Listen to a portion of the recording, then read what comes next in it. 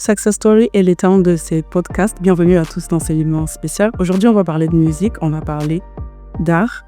Et comme je le disais tantôt, je souhaite déjà la bienvenue à tout le monde. Merci de rester branché ou merci d'être branché à ces numéros spéciaux avec Zamim. Aujourd'hui, nous recevons quelqu'un de tellement exceptionnel. C'est un artiste musicien, mais c'est aussi un guitariste. Et c'est l'exceptionnel M. Joey, dont les talents les plus à cacher.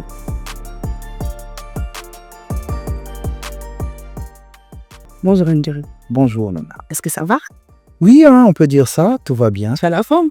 Ouais, ça va, on pète la forme. Donc, Dieu fait grâce, on est debout. Alors aujourd'hui, on va parler de ton succès en général. Qu'est-ce qui définit M. Joey?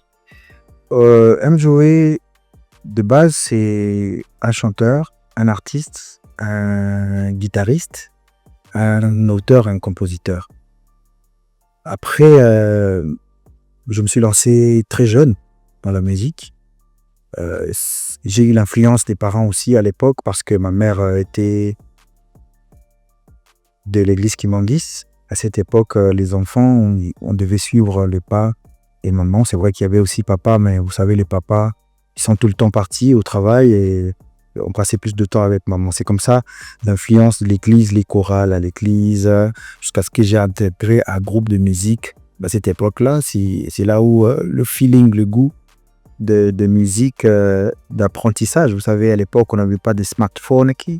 Donc, voir pour la première fois comment est-ce qu'on écrit les noms des notes et tout ce qui allait, ça m'impressionnait. C'était comme un jeu, mais en même temps, j'apprenais. Mais M. Joey, parlant de lui en tant que professionnel, c'est à partir des années 2007-2008. Là encore, c'était à Kinshasa. Mais une fois à Lubumbashi, vers les années 2009, c'est là où je me suis lancé dans la carrière solo en tant qu'artiste et musicien, en tant que M. Joey, que c'est maintenant. Voilà. En tout cas, c'est une carrière très louable, mais on ne va pas aussi parler des succès sans oublier les échecs qui t'ont marqué. Peut-être qu'il y avait eu de ces personnes qui ne croyaient pas en toi. Est-ce que tu as eu de ces difficultés-là? Ouais, chaque début a toujours de moments forts. Moi, je me dis que je ne peux pas dire aux gens qu'il y a eu des échecs ou quoi que ce soit. C'était l'époque où je devais m'affermir, l'époque où je devais apprendre, l'époque où je devais comprendre c'est quoi être un artiste. Donc, ça compte pas parmi les échecs. Ça compte, je pourrais parler des tremplins, quoi. Chaque étape comptait. À une époque, je pouvais pas être si stable dans... Moi, je suis plutôt artistique. Je ne pouvais pas être très stable dans une gamme ou telle autre gamme, dans une tonalité. Et avec ce parcours, avec ce timing, avec cette période-là, ça m'a permis de connaître, d'apprendre et d'évoluer, quoi. Donc, au-delà du côté artistique, il y a le côté business qui est arrivé, où il fallait comprendre comment est-ce qu'il faut pour la première fois signer un contrat. Et tout ça, ça fait partie d'une formation, d'une expérience.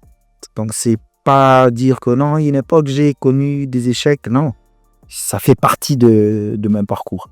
Mais on va aussi parler quand même de ta voix. Elle est claire, elle est nette, elle est surtout très attrayante. Mais est-ce que ça émane d'un travail ou c'est inné? C'est un don?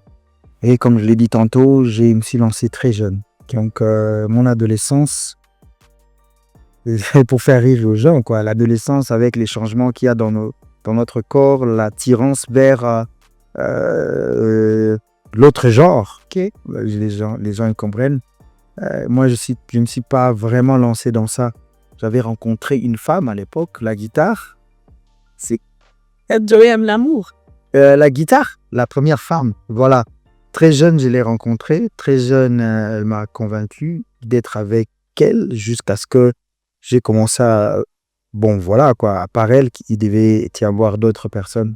Donc, un peu plus clair sur la voix, je me suis lancé très jeune, mais j'ai eu à travailler très dur. J'ai rencontré des musiques qui ont fait en sorte que je me suis mis dans ça. Et les efforts fournis à cette époque-là, aujourd'hui, plusieurs personnes me posent la question, mais qu'est-ce que tu fais pour garder ta voix comme on la connaît vers les années? Il y a eu beaucoup de travail que j'ai fait à cette époque-là, mais aussi une forme de discipline. Tout à fait. Je me mets dans la position de quelqu'un qui ne sait pas faire tout comme tout le monde. Donc, il y a de ces aliments qui me sont personnellement interdits. Tout à fait. Il y a une discipline parce que je sais que la voix, je régénère avec le repos. Tout à fait. Donc, c'est les deux là que je peux dire seulement parce qu'il y en a d'autres que je peux pas dévoiler s'il s'agirait des formations en même temps, des ateliers. Et voilà quoi. Donc, beaucoup de repos et beaucoup de travail. Et ce qui travaille dans la musique, c'est différent des répétitions. Ok. Quelqu'un qui répète seulement, ça n'a rien à voir avec du travail des chanteurs qu'on exerce, qu'on se prépare sur un événement, sur quelque chose. Voilà.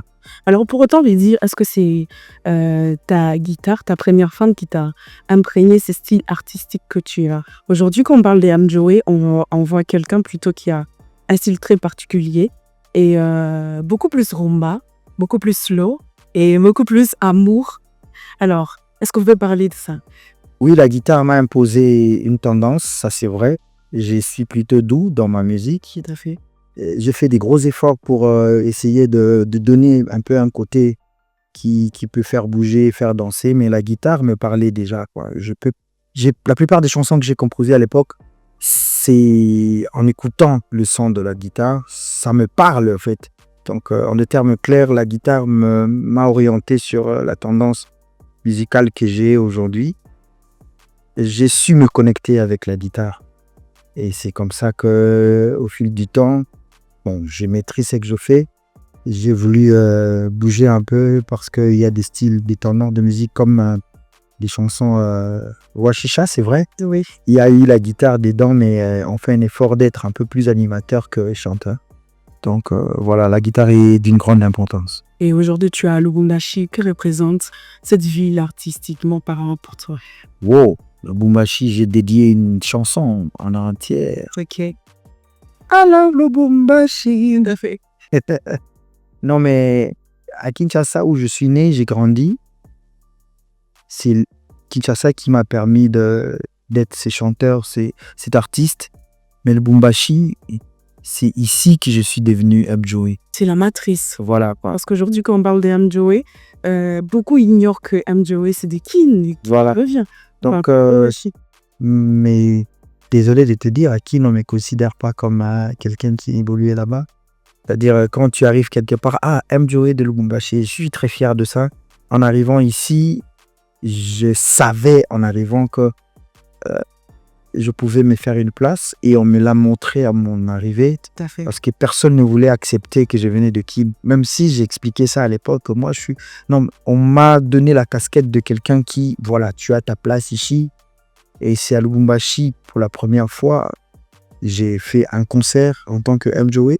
Ça, c'est la date d'ailleurs de chaque anniversaire qui désormais sera fêté, 29 mars 2009. C'est à Lubumbashi pour la première fois. Bon, ça c'est hors la musique, quoi. Je suis appelé père. Je suis devenu papa à Lubumbashi. Tout à fait. Pour la première fois, le voyage vers l'étranger, l'Europe, bon, ou l'étranger, l'avion, c'était à partir de l'aéroport de Louanon. Il y a tellement de choses à raconter autour de Lubumbashi et je suis fier de ça, pas pour déranger, voilà, pas pour déranger les gens, mais Lubumbashi reste l'endroit qui me permet d'y vivre et de rester. Mais il faut dire qu'à l'époque, je te confondais à Ferregola. Jusqu'aujourd'hui, les gens en parlent. Évidemment, aujourd'hui, on ne sait toujours pas dissocier Ferregola et Amjoé parce que, artistiquement parlant, ça fait la même chose. Non, c'est très différent. C'est très, Très différent. J'ai beaucoup de respect pour sa carrière que j'aime, mais c'est très différent, quoi. Amjoé, c'est plutôt ses chanteurs. Ok. Amjoé, c'est pas que la rumba. C'est vrai qu'on est dans la rumba, mais Amjoé, c'est beaucoup de choses autour. Donc, j'ai beaucoup de respect pour la carrière de mon aîné. Mais Amjoé, c'est très différent de tout ça. Et les gens vont découvrir ça au fil du temps parce qu'il y a un album qui arrive. Ok, très Il va faire vraiment, vraiment la différence entre tout ça. Mais ça reste toujours un vieux que je respecte. Voilà. Très bien. Alors, pourquoi vouer autant de fidélité à ces styles? Mais alors qu'aujourd'hui, on voit des tendances comme l'amapiano ou autres styles d'ailleurs. Pourquoi rester autant? Quand je me suis lancé dans la carrière, il y avait des styles comme des coupés décalés qui cartonnaient. Mais aujourd'hui, il n'y en a pas. Mais il y a des tendances de musique qui restent, quoi. On les appelle les classiques. C'est légendaire. Voilà. Donc moi, je m'identifie dans ces genres de musique. Je veux rester au fil du temps. Et je suis fier de dire que voilà, je me suis lancé en 2009, 2008, 2009. Et en 2025, je suis là. Et je suis prêt à faire des concerts. Chaque semaine, je suis quelque part. Alors, parlant de ça, j'inviterai déjà tous les Oukarois, mes fanatiques, que j'appelle affectueusement des Oukarois, d'être là le samedi 6 décembre à la salle Climax. Et qu'est-ce que tu nous prépares ces 6 décembre? Quelque chose de très particulier. Mais est-ce qu'on va aussi revoir ces hits-là légendaires qu'on a toujours aimés, comme Boachi? On va balayer tout ça. On va rentrer en 2008. Il y a des titres qui sont peut-être jamais sortis, mais qui me reconnectent avec ma carrière, qui s'est mon plaît. Donc, déjà, qu'il y a mon équipe avec qui on travaille, mais j'ai associé d'autres instruments pour faire un big band, comme on dit, un grand orchestre. Donc, venez le samedi 6 décembre à la salle Climax. Tout le monde, il faut venir en tout cas. Et on parle de hits. C'est quoi ta musique préférée? Je parle plus de tes chansons à toi. C'est laquelle de tes chansons qui t'a le plus marqué Non, j'ai composé. Les chansons sont comme des enfants. Un papa qui met au monde ses enfants, on ne lui demande pas de choisir. Okay. Par contre, il y a toujours un titre, petite préférence. Tout à fait. Chez les enfants, on sait que cet enfant-là, il est plutôt docile. L'autre, là, on ne sait pas le gérer voilà. Il y a des titres comme C'est beau d'être en famille. C'est la chanson qui m'a fait voir le public. J'aurai toujours un faible pour ça. Et il y a des chansons comme la meilleure collaboration de ma carrière jusqu'ici, Kamensi avec RG. Exactement. Il y a des titres comme I Love Lubumbashi. J'ai rends hommage à la ville qui m'a accueilli, qui a fait de moi l'homme que je suis aujourd'hui. Voilà quoi, si brièvement comme ça. Mais après, ça reste des enfants comme tous les enfants. Alors aujourd'hui, Ovnjoey, c'est une légende de la musique. Et c'est un papa. Alors, quel conseil tu peux donner à tes fils? Je parle de jeunes artistes qui sont en train d'émerger ici à Lubumbashi. Et je ne parle même pas de la tendance qu'ils emboîtent. La Mapiano surtout, ça domine, ça cartonne de partout. Mais est-ce que c'est ça, en fait, notre identité quand on parle de la culture louchoise, de la musique, tout simplement? Déjà, ces termes légende, là, ça a apporté beaucoup de polémiques. Ah bon? Oui, mais bon. Moi, j'admets si ça vient de vous. Exact. Déjà, un artiste doit rester un artiste des bases. Parce que la tendance des musiques, ça change peut-être chaque année. Même quand vous parlez de Amapiano, c'est pas le même Amapiano qu'on a écouté quand ça s'est lancé. Donc, suivez l'inspiration, suivez la définition de cette musique qui est l'expression de l'âme. Parce que si vous accrochez sur un style, quand ça passe parce que il ne faudrait pas limiter vos inspirations par rapport à un style donné. Donc c'est ça le grand message. Moi, je reste cet artiste qui, quand l'inspiration vient de reggae, je le fais. Quand l'inspiration me vient de la rumba, qui est notre patrimoine, aujourd'hui, on est fiers de dire que voilà, la rumba a été inscrite au niveau de l'UNESCO comme patrimoine immatériel. Il faudrait qu'on fasse un effort de garder cet héritage parce que notre identité, c'est ça, quoi. Donc, congolais, c'est la musique congolaise. La musique congolaise égale, entre guillemets, la rumba congolaise. Bien qu'il y a d'autres styles qui identifient la musique congolaise dans la musique folklorique et autres. Donc, je dirais plutôt qu'ils puissent se cultiver, quoi. Les jeunes aujourd'hui sont très accrochés à la musique de fête, la musique festive, c'est bien. Mais après, sur un album, c'est pas du début à la fin, la musique festive. Donc, un artiste doit s'identifier dans plein de choses en même temps s'ils veulent faire carrière, quoi. Parce qu'il y en a d'autres qui arrivent seulement pour cartonner 2, 3 mois, 4 mois. Et ils repartent. Donc, je peux être fier de leur dire d'observer les carrières des gens qui résistent comme nous autres. Donc, ça serait intéressant qu'on puisse parler de la musique de Lubumbashi, qui n'est pas forcément de Amapiano. Dans l'histoire, la musique, les artistes qui ont marqué l'histoire de la musique à Lubumbashi, ce sont eux-mêmes aussi des pères de la rumba congolaise, entre autres Mwenda Obayeke, le Masiboka, Titi. C'est vrai qu'ils viennent d'un peu d'à côté Likasi, mais après, ça fait le truc du Grand Katanga. Donc, ils sont les pères de la musique congolaise parmi. Donc, si on doit citer les Kale Jeff, les Taboulé et les autres, les Masemboka, Titi sont parmi, les Mwenda Obayeke sont parmi. Donc, nous, on va essayer de garder cet état d'esprit. On reste congolais, on évolue à Lubumbashi. On peut voyager parce que je sais faire tout ça, moi, personnellement. Et de temps en temps, je rentre sur nos bases. C'est très important. Alors, mis à part les concerts du 6 et l'album qui est en train de venir. L'album de ma carrière. Exactement. Quels sont tes projets futuristes? Ouais, c'est un plan que j'ai lancé à partir de fin décembre 2025. Ça va prendre toute l'année 2026. Donc, dedans, il y a l'album, comme tu l'as bien dit, mais il y a des salles, il y a des prestations. C'est du lourd qui arrive. Voilà, donc attendez-vous que d'ici février, avant février, une date qui sera un peu plus différente par rapport à la salle qu'on a pris. Toujours l'année 2026, juste après la sortie de l'album, il doit y avoir une salle à Kinshasa très connue, un concert à Kinshasa. Juste après les concerts à Kinshasa, il doit y avoir une date en Europe. Donc, que Dieu nous fasse grâce, qu'on suive exactement notre planning et ça va se passer comme on l'a dit. Donc, never give up, c'est notre devise. Alors, je m'en vais te souhaiter très bonne chance, François Mdjoué, pour tes projets. Et avant de te libérer, j'aimerais que tu puisses nous jouer un petit morceau qui chante ces vêtements.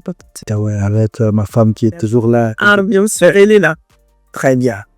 Je vous ramène.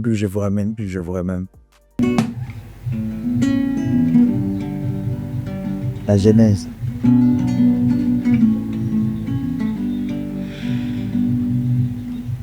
Je remercie le ciel, je vis en paix.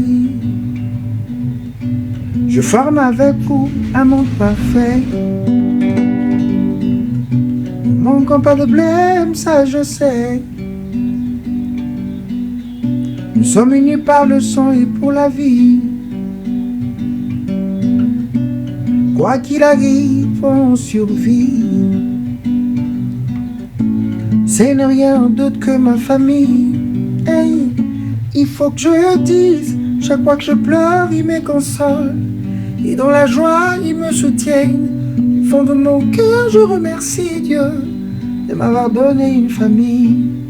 C'est beau d'être en famille. Hey, c'est beau d'être en famille. Voilà. C'est toujours aussi magnifique. Merci Arthur. Jobless. Merci en tout cas. Et je remercie aussi tout le monde qui a suivi ces podcasts. Nous sommes pratiquement arrivés à la fin de ces numéros spéciaux où on a parlé de musique, d'art. Et bien sûr, vous avez aussi vu la petite démonstration et c'était très joli, très magnifique. Et par là aussi, je m'en vais inviter tout le monde au concert prévu pour les 6 décembre. S'il vous plaît, les fans de Mdjoué ou même ceux qui ne le sont pas, les fans de la musique congolaise, tout simplement, je vous invite à participer à ces live concerts prévus pour les 6. Merci Mdjoué une fois de Chris. Est-ce que tu peux faire un petit coucou? Allez, Jobless, on est ensemble. Merci beaucoup. D'ici là, portez-vous bien. À très bientôt.